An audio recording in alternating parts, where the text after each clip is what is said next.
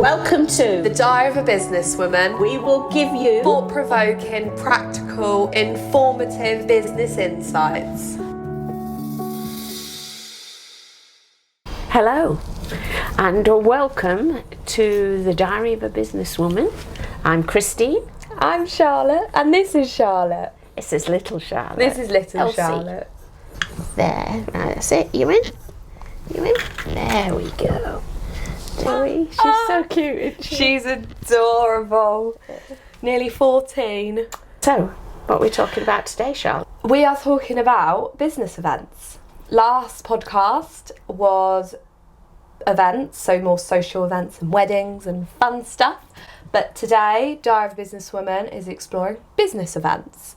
Now, business events can look very different depending on the goal of the event. Corporate events can be a whole host of different things. Yeah, they can, can't they? Like team building, Socials, Christmas parties. Oh, yeah. An event is to bring people together, whether that's for information or sort of socialising. So there's networking. Corporates can invite shareholders, can launch new products. Focus group, that's another one. Kind of a different kind of business event. That's really linked with marketing. Have you ever been to a focus group? I have. Have you? I have been to a few. Have you? Yeah. Wow. I just wanted to get paid for it. Realm of networking groups. Yeah, so networking's a big one. We've met through networking, We did, which is exactly what networking is meant to do, is to connect businesses, give you a chance to showcase your services or products. Learning new things. A lot of learning with networking, a lot of different experiences you can open yourself up to. Really valuable for me at the start of my business. Really helpful. I have learned through networking is that a lot of new to business or startups are people who perhaps took redundancy from corporate or left corporate for whatever reason. Don't blame them. For a better work-life balance. Yeah. And decide to set up their own business. But their challenge then is that having come from corporate where you've got an IT department, you've got a legal department, you've got admin department, all of a sudden you have to do it all. And that's where networking can be massively valuable, can't it? Yeah, networking brings together lots of different businesses that all sort of make up elements of your business. And they can kind of become your corporate, can't they? Oh, absolutely. Yeah, I don't know about you, but I've had loads of free stuff. Oh yeah, you get a lot of free stuff, and especially if you build those connections. Yeah. The knowledge you're open to is amazing. It is. You're pinging absolutely over right. an email, just having access to people that know more than you. Yes, or have specialist knowledge. I've had quite a bit of free legal advice. Same. Yes, what it does cost you is the commitment, consistency, showing up to the networking. Absolutely. Building those sort of relationships and that trust. When you're an event organiser, what are the specific challenges of a business event as opposed to a non-business event, let's say, or a social event? The only business events I did were ticketed. Oh, yeah. So I didn't really have a guaranteed audience. Wow. So that come a lot of anxiety with that, because you're paying the venue, you're paying speakers, and you're really putting in a lot of hard work and time, and you have to rely that people will purchase the tickets. Wow. Yeah, so that was one of the big changes for me. Yeah. So behind sorting out the venue, sorting out any catering, you've now got an added thing of sorting out the ticketing, finance. Paying, finance. The finance of it all. In terms of organising a business event, I did a lot of business events with the business club. Yeah. That was sort of my way into doing business events. Yeah, I think one of the ones that I was most impressed with, and I thought that the ethos behind it was just brilliant, was the youth in business that you instigated, made happen.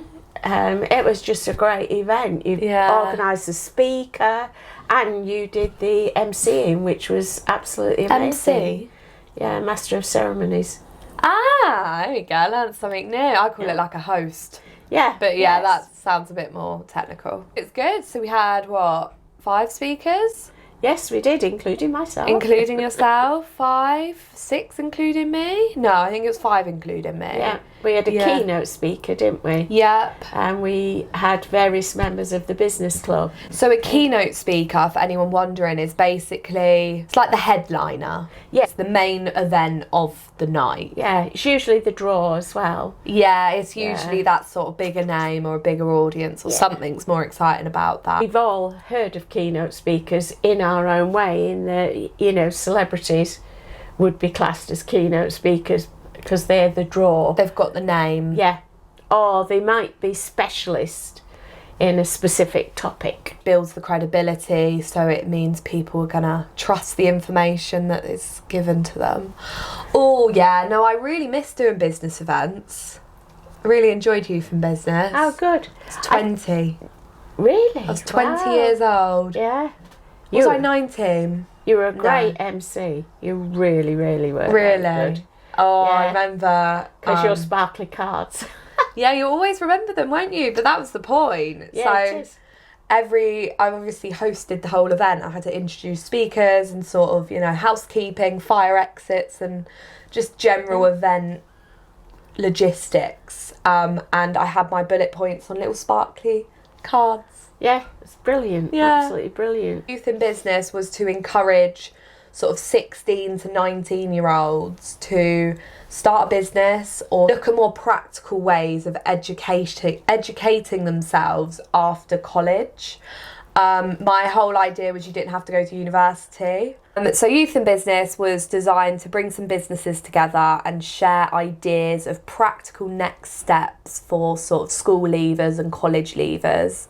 And the whole idea was sort of entrepreneurship and just encouraging people to maybe start a business or just some way educate themselves on the business world. I think there's so many skills to have. And you can sort of take that through with you for life. Many years ago, when you start up a business, and actually in some countries this is mandatory, you would join the Chamber of Commerce. Yeah. And you just would, because that was a way of networking, finding people, finding suppliers, finding customers. And it just shows you that now, how many people even know there's still a Chamber of Commerce? And what it is, what its purpose is. So yes, that was a real eye-opener. Do you think, because I remember in my business GCSE, we were really taught about competition and, keeping secrets and, you don't want to share too much with competition. And wow. Do you think that was installed quite early on with people starting own businesses? Sort Perhaps, of keep things guarded or don't share with other businesses. They'll take your ideas, they'll do it their way. But now I think we realise connecting with businesses actually grows your business. Yes. Yeah, I've never, that's never been my philosophy. I like to be open and transparent. To be open and transparent with my clients. The only thing I'd say was that running a marketing business, obviously you couldn't have 2 clients offering the same type of business in the same area. Because I couldn't do that because that would be a conflict of interest. Yeah. Interesting. But is that just sort of more morals of doing marketing, or were there marketers out there doing that? No, I think you're right. It was, my feeling was that, I couldn't have 2 printers who were competing with each other in the same marketplace. But did other people sort of respect that, or were they after the jobs and the money? I don't know. Or against it? But no, there isn't. Morally in business, that's the best thing to do. Once it felt right. And I think that also that trust, you could say that you would learn from each other, what works and what doesn't work. But then actually you're right, you're back to, if you had a really good marketing strategy that was bringing in lots of business, would you want to share that with your competitors? Absolutely not. No. So that would be another reason why you wouldn't do that. Yeah.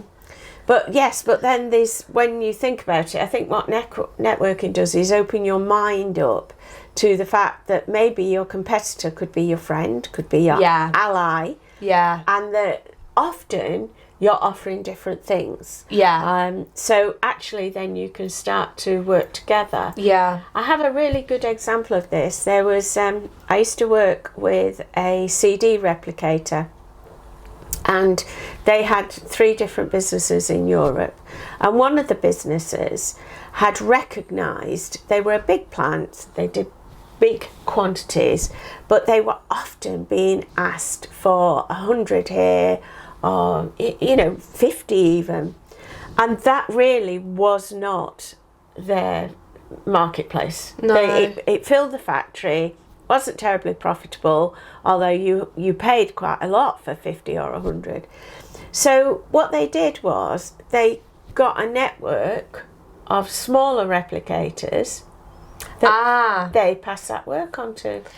Yeah.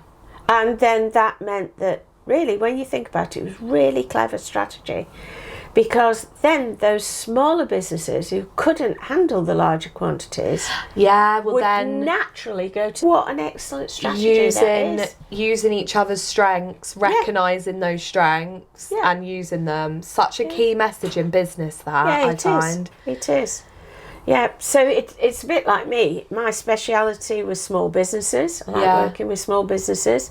But if I would have ever been approached by a corporate, I would have probably passed it on to I know a couple of people who that's what they specialise in. Right. And I would have passed it on to them, because although people perceive that the money is there with corporate, I like job satisfaction as well. And you've got some really good morals as a business owner. Yeah, it doesn't always make you rich, but it makes you happy. It makes you happy and comfortable. Yeah, with what you're doing. Oh, it's so sad, isn't it, that the business world has become very greedy, very money driven, profits, numbers.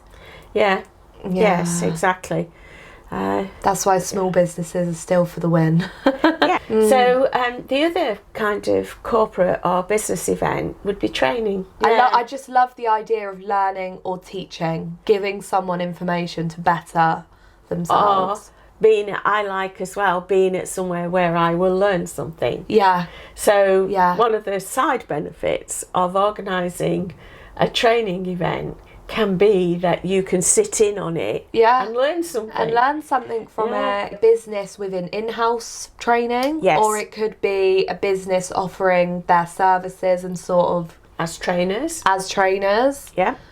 So that's when they might need somebody externally who pulls it all together. They provide the trainers, you do the venue, the catering. Yes, exactly, the logistics. My favourite part. Yeah. So open networking means that anybody can go, basically. It's an open network. And anyone, more than one business go. Absolutely, that's why it's open. That's why it's open, there's no restrictions. No. Because that's quite a common characteristic of closed networking. It is, that's what makes it closed. Yeah. It's usually a membership network. It's closed because only one of any particular business can join, so you couldn't have 2 printers. Closed networking means that you have to apply to join.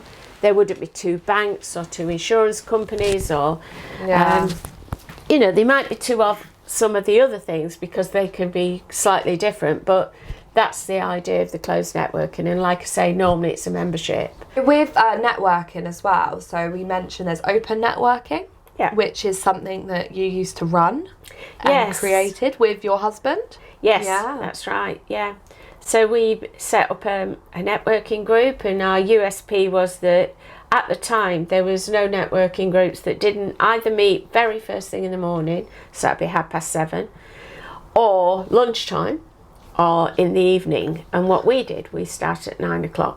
Yeah. So when we did our first networking event, bearing in mind that most of the networking events I went to, it was 70-30 men over women. Of course. And I was so proud that at our launch event we were 50-50. Wow. Yeah, it was. And when was great. this? What sort of... gosh, that was a Was long I born? time ago. Was I born? Ha, ha, ha, no. Sorry. Yes, you were. No, I said no. Yeah, That I touched me. was. It was early 2000s. I Okay, suppose. so I was Yeah. Baba. Yeah. Yeah. And it took on a life of its own just because of that 9 o'clock start. And then other networking groups went, oh, that's a good idea, I could do that. Normally we'd have a guest speaker and it'd be what's called open networking. So people just chatted to each other. Yeah, and then I guess the closed networking, a little bit more structure. Yeah, yes. That's where you need that consistency to really Yeah. sort of build those relationships. Always 1 minute. Yeah. Normally, members, special presentations, you know, they're very focused, you're right, quite formal normally. Yeah. Topical networking was that they would run networking on specific topics. So one I remember really clearly, and they could have sold far more tickets than they did, and actually a lot of the time you didn't pay for them because they were government funded. It was about patenting, trademarking. It was absolutely brilliant. So interesting. Yeah, it was so interesting, so useful to really understand it. They had someone from the patent office, they had someone from trading standards, and they explained what TM means, and what patenting means, why you might patent, why you might not need to patent. And the other area was passing off, where people... I find that really interesting. So the story he told was about a hairdresser's, and we'll give it what name shall we give it? Let's hairdressers. So it was, it needs a bit of a slightly different, because Charlotte, it is just your name. So Charlotte's Kiki Hairdressers. Okay. So Charlotte's Kiki Hairdressers is fantastically successful. So she's been brilliant. She's brought on the right stylist. She's brought on all of the right things. Her salon looks fabulous, and she's been great. And all of a sudden, 2 miles away, Charlotte's Kiki Hairdressers opens up again.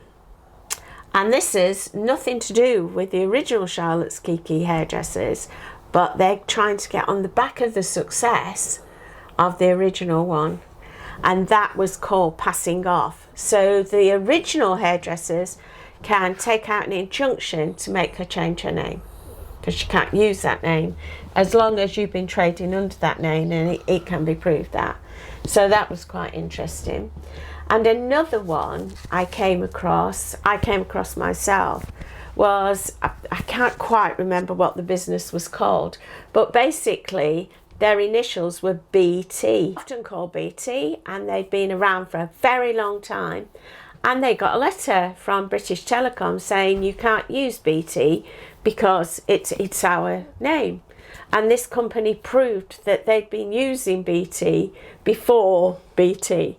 So actually it was thrown out of court.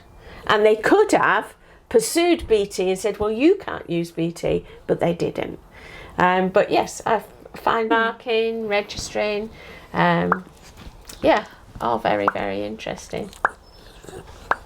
You're very fidgety today. You are. You're usually asleep by now. Yeah. So when you're helping to organise a business event, how do you go on about finding venues? A venue. I guess the number one thing is size of the venue. Do we need transport links? Do we need parking? Do we need other events going on at the same time? Do we need exclusive use? Do we need sort of a stage and sort of staggered seating, like a theatre style? Or do we need an open room? Loads of questions that come into it, but it all centres around what the goal of the event is. Yeah. Do we need it all light and airy? Do we need catering facilities? Do we need a bar? Is it more of a social event? Do we need a bit of alcohol? Yeah. Do we need tea and coffee in the morning?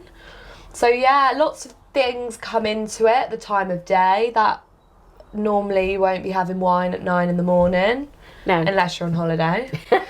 But yeah, so it's working out the goal of the event really, and then logistical ways to make that happen. Yeah, that was Lots of questions to ask yourself when putting together an event, and that's what I love, the different elements to think about. yes. A lot of problem solving. Yeah, there is, isn't there? I Yeah. do find business events are a lot more structured, of Yeah. course, and that also there's normally not much room for other people's opinions because there's sort of the structure and we sort of try and follow that.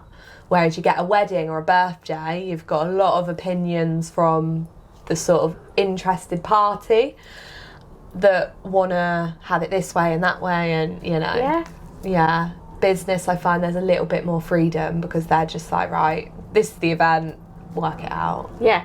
Yes. You don't need all the frilly bits to make it look nice, and it's well, depends on the event. We've planned a business event together. We have. We yeah. have the 20th anniversary of our business club. Yeah. It's the 25th year now, isn't it? Yeah. Wow, so that was Yes. nearly 5 years ago. that's- That's scary, isn't No, it? but that's something to focus on. Thank you. Oh, another one. 25th party. 25th party. Yeah, I don't know if that's silver. in the budget. No, there isn't a lot in the budget, but I think we could do something. Well, you're the chair of the know. business club now. Christine used to be chair. I'm meeting with the deputy chair on the phone tomorrow. Are you Oops. now? Yeah. So we've both been chair of a business club. have, yeah. Being chair of a business club is you're basically volunteering to sort of oversee the day-to-day stuff. Guide, lead. Yeah, you sort of have committee meetings as regularly as you like. We do it every quarter. Every 2 months. Every 2 months. And that's just the general running of the club. So people take on different roles within the committee. You'll have sort of an event planner, finance, maybe IT, software, Yeah. a deputy chair that will usually become chair the next year, but every club's different. They are. I mean, our club that we belong to is not a business. It is a club that is run by club members. There are other clubs that are actual businesses. Yeah, so they're even more structured than us, and they have quite stringent rules about membership, attendance. People complain about these other clubs, but you do have to remember they are businesses. Yeah. So they are going to be run in a completely different way than we do. We're a bit more relaxed. The IT guy, for instance, could get an emergency on the morning that he's due to be at breakfast with us. So we actually recognise that, so we don't put those stringent rules on you having to come to every single meeting. We do expect a level of commitment. Yeah, and Which that's is what the you only way talked to get about. results. It is. And build those relationships Yeah.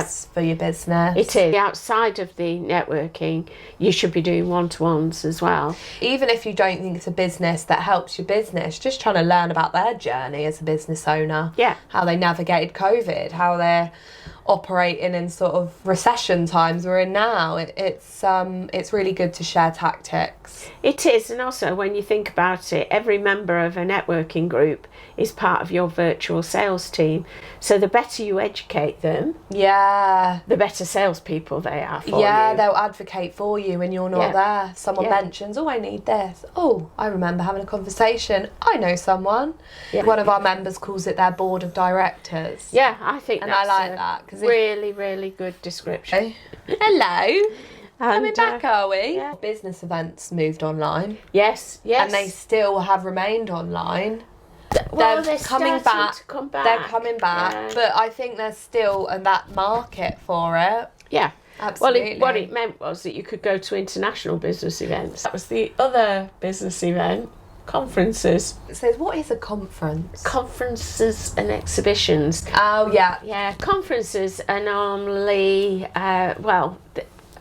when we went on holiday to Las Vegas, Oh, yeah, I know, there was a conference in Las Vegas and it had 10,000 2,000 delegates there. Wow. And I'm sure that Las Vegas is one of the very few places in the world that can cope with that many delegates. A conference is normally a collection of things, a collection of seminars on various topics, and it brings together a group of people.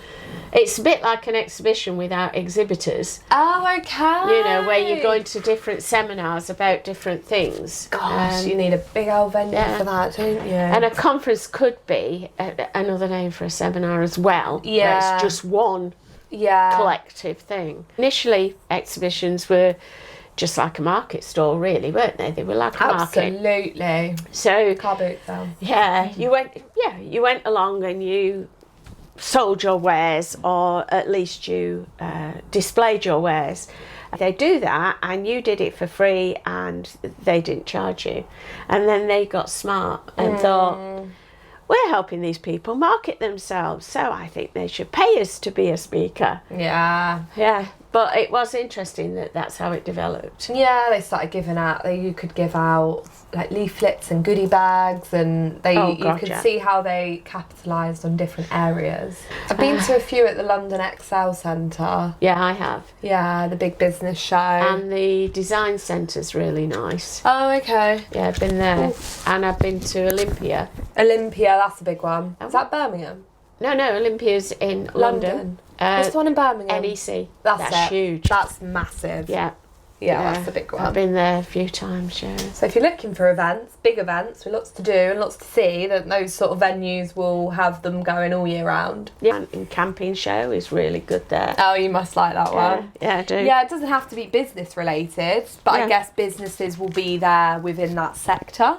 Yeah. So like camping and like leisurey things like that, but there will be businesses related to that. Yeah, thing. Selling caravans, selling camping equipment. Yeah. Yeah. But if you've got an interest in that, it's just fun to even have a little mooch about. It's sold into that area.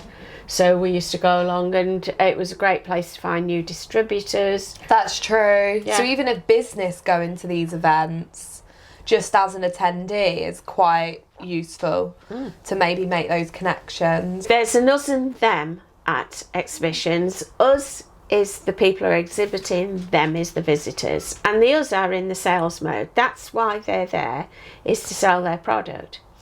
If you're a supplier and you're thinking, I'll go to that exhibition because the people who are exhibiting are the people I want to sell to. They are there to sell. They're not there to buy. So they're very resistant to anybody coming selling them. Other way of doing it is to stay at the same hotel. Yeah, clever. And meet them socially. Clever. You'll see them, some of them are able to have a lunch break and they'll go to a local pub for lunch. Jump on them. Stay around there. You have to know what you're selling though and know who you need to speak to. That's quite that's quite a big one. But it might be a place where you're looking to find out who the best person to speak to, and certainly in a pub or in a hotel, in a social setting, people are more likely to give you that information. At some of these events there will be public speakers, keynote speakers, as we mentioned earlier, sort of the main headliner of that particular event. So with public speakers, there are just so many different types. We were saying earlier, we quite like someone that speaks a bit quicker, we can kind of keep up. We ourselves are quite quick talkers, you being a northerner and me being ADHD. So it's nice to find a speaker that works and resonates with you and how you work. Perhaps you like one a bit calmer, a bit more interactive. I personally don't like interactive speakers. I love them, yeah. Really? Oh no, I don't want them to be I just want to hear from them, not anyone else. Oh, it depends. I like the Q&A section. Right. That's interactive. That's interactive. But I mean, in terms of getting people on stage or ask, I don't know. I prefer hearing from them. Even as adults, we only have a certain concentration span. Yeah. So, tiny yeah, it is quite small. Yeah, it's even smaller now. Yeah. Perfect. Brilliant. Thank you for joining us. Join us next month, the 28th, for our next podcast. Bye for now. Bye.